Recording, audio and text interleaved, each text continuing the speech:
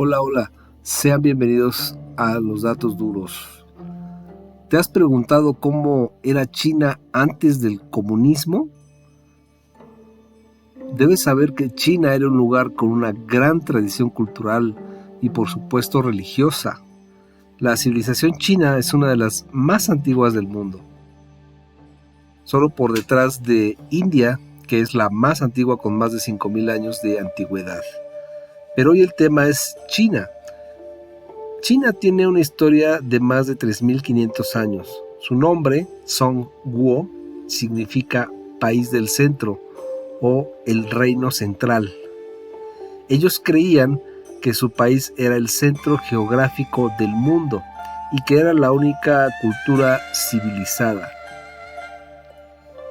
Se considera que su lenguaje y su sistema de escritura fueron los elementos más importantes y que sirvieron como catalizadores de la unidad étnica de los pueblos chinos.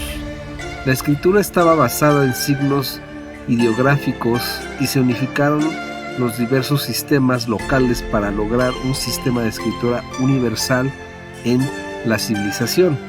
Se considera que los límites de la antigua China eran al norte del desierto de Gobi y Mongolia, al sur del mar de China y las selvas de Indochina, al este del mar Amarillo, el mar de China, al oeste de las montañas del Tíbet y el Turquestán.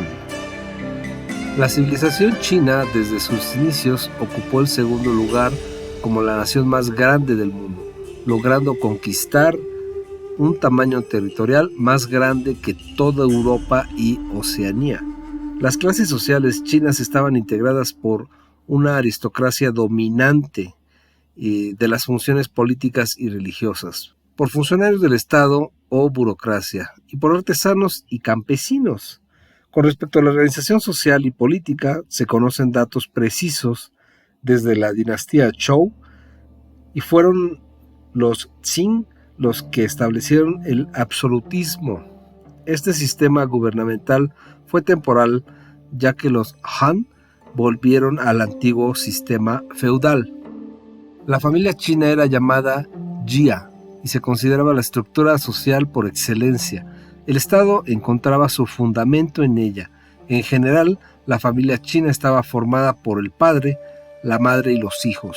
En el núcleo familiar se inculcaba como tradición el respeto a los mayores de edad y el cuidado a los pequeños.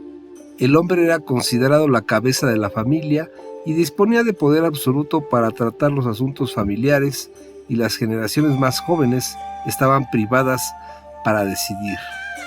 Los chinos mantenían contactos estrechos con sus familiares y los adultos tenían la obligación de sustentar a los ancianos. El parentesco no era el fuerte, solo en el núcleo familiar, ya que el vínculo se fortalecía con los descendientes familiares para mantener un especial cariño y amor entre los padres, hijos, tíos, sobrinos y hermanos.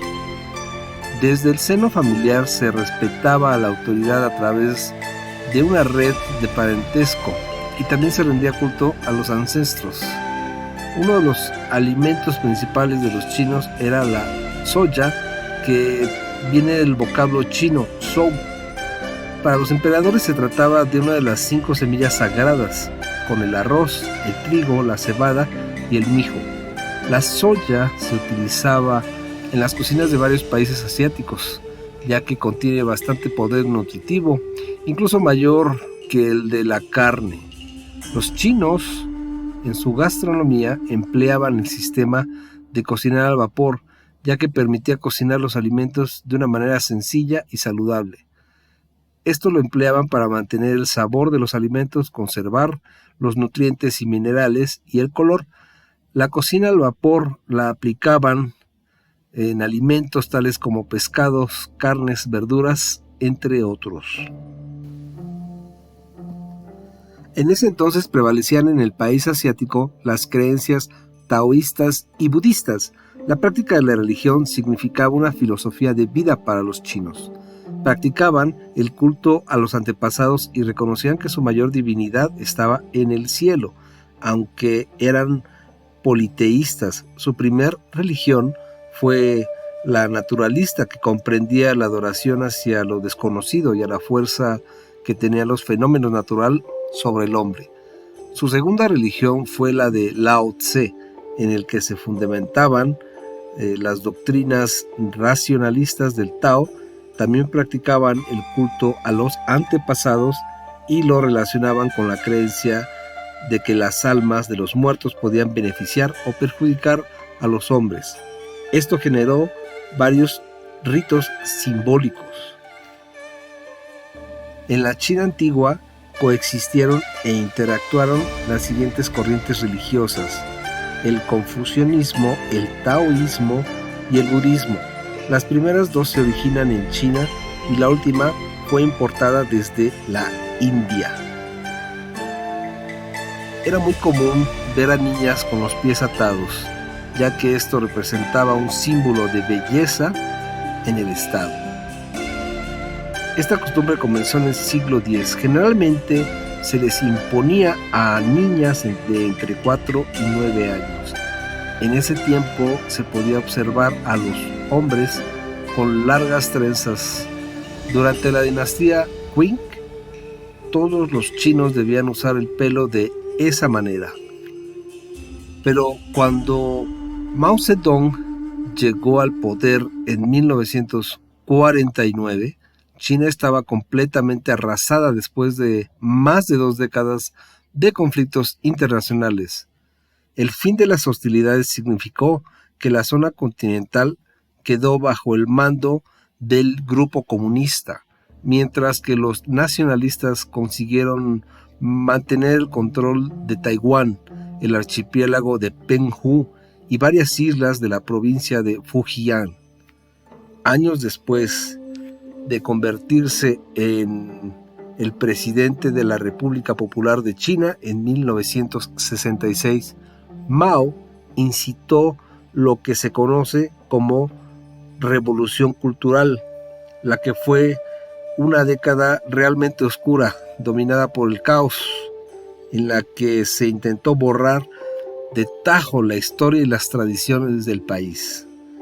El comunismo alentó a los jóvenes llamados guardias rojos a liberar a las ciudades de los enemigos de clase y romper lazos occidentales. Se eliminaron textos religiosos, se derribaron lugares de culto y se demonizaron las vestimentas típicas. El saldo de aquel periodo de horror fue una economía arrasada, un patrimonio cultural completamente destruido y cerca de 2 millones de muertos, aunque se cree que fueron muchos más.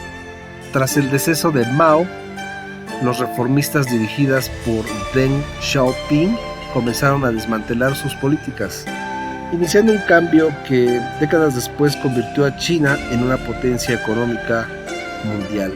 La revolución cultural sigue siendo una herida sin cerrar, y el Partido Comunista no tiene la más mínima intención de rememorar aquella etapa que borró buena parte de la historia china.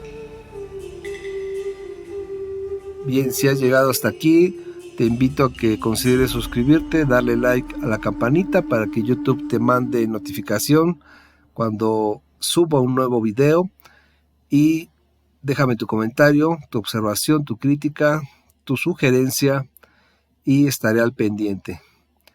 Te mando un abrazo, saludos.